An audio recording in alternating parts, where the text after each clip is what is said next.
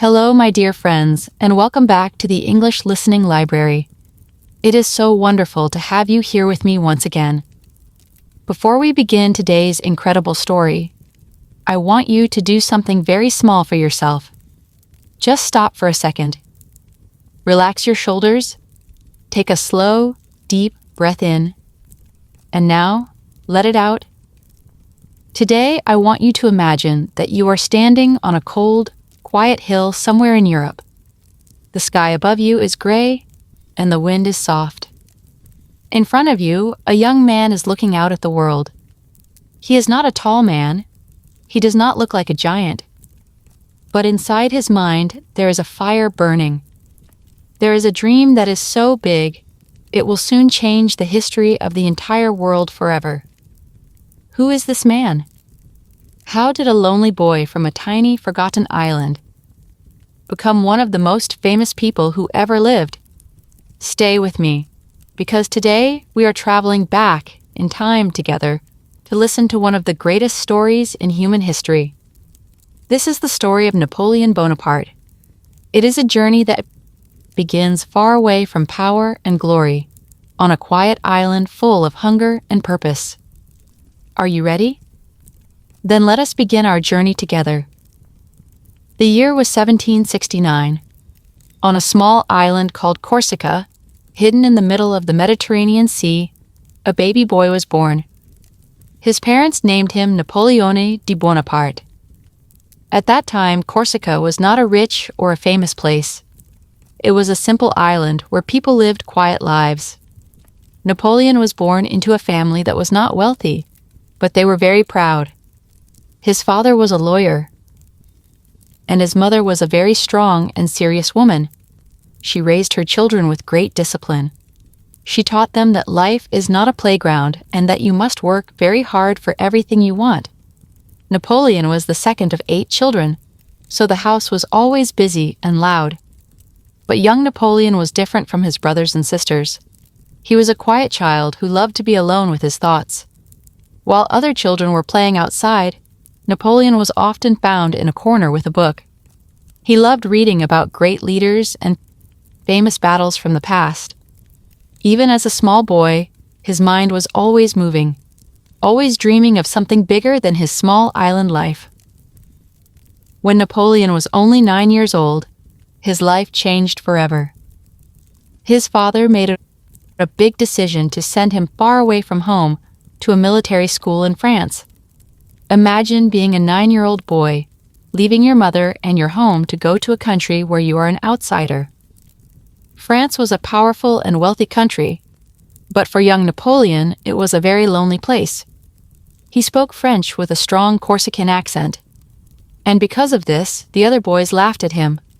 They teased him and told him he was not truly French.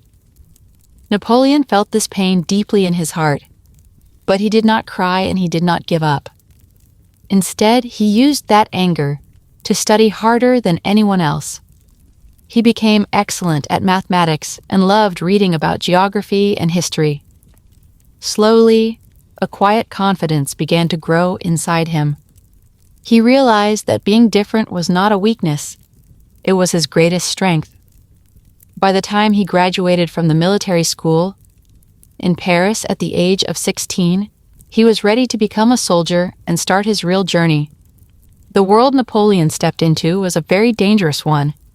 By the late 1780, when France was in deep trouble, the poor people were hungry and angry because they had no food and no money, while the king and the rich lived in beautiful palaces. In 1789, the French Revolution began.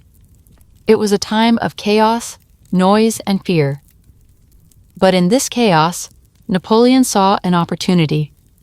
He was a smart soldier who understood that in times of trouble, the person who thinks clearly is the one who wins.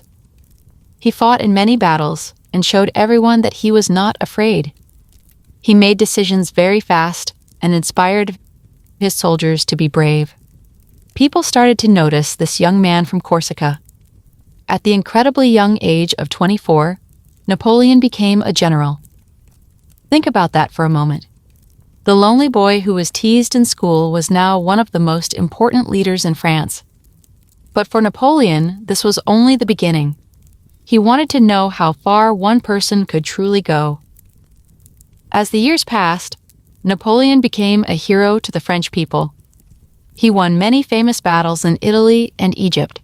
People loved him, and they trusted him to lead them.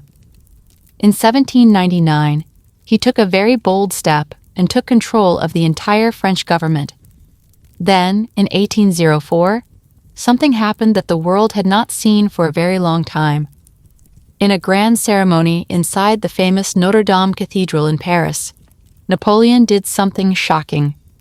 He took the crown with his own hands and placed it on his own head. He did not wait for anyone to give it to him. He made himself the Emperor of France. He looked forward with great confidence, believing that he could build an empire that would last forever. He changed laws, built new roads, and created schools that still exist today. He brought order to a continent that had been in war for years. Many people respected him, and many people feared him. But Napoleon was never satisfied with what he had. He always wanted more. In 1812, Napoleon made the biggest mistake of his life. He decided to invade the massive country of Russia. He took an army of more than 600,000 soldiers, which was the largest army ever seen in Europe at that time. But Russia was too big and too cold. The Russian army did not fight him directly. Instead, they moved back and burned their own fields and villages, so Napoleon's soldiers would have no food. When winter came, it was a disaster. The cold was more terrible than anyone could imagine. Soldiers died from hunger and from the freezing snow. Napoleon had to go back, and more than half of his great army never returned home. This failure broke the spirit of his empire. His enemies across Europe saw that Napoleon was not invincible. They joined together to stop him. In 1814, they entered Paris, and Napoleon was forced to give up his power. He was sent away to a tiny island called Elba. But Napoleon was not a man who could stay quiet for long. Only 10 months later, he escaped from the island and returned to France. The people and the soldiers welcomed him back with joy. It seemed like the story might have a happy ending, but it did not. In June 1815, at a place called Waterloo in Belgium, Napoleon fought his very last battle. He lost against the English and their allies. This time, there was no escape. He was sent to a very small and lonely island in the middle of the ocean called St. Helena. He spent 6 quiet years there, alone with his memories of glory and loss. In 1821, Napoleon Bonaparte died at the age of 51. The journey of the boy from Corsica had finally come to an end. But my friends, what can we learn from this complicated life? Napoleon was not a perfect man, and he caused much suffering through his wars, but his story tells us something very important. He was an outsider who was laughed at because of his accent and where he came from. Yet he refused to let the world decide his future. He studied, he worked, and he believed that effort could change a person's life. And here you are, my friend, listening to this story in English. Maybe English is not your first language. Maybe sometimes you feel like an outsider too, or maybe you feel that learning is too difficult. But remember Napoleon. You are here, you are listening, and you are growing every single day. Every word you understand is a small victory. Do not let anyone tell you that you cannot do it. This is your journey, and every step you take makes you stronger. Thank you for spending your time with me at the English Listening Library. If this story helped you today, please leave a comment and tell me how you felt.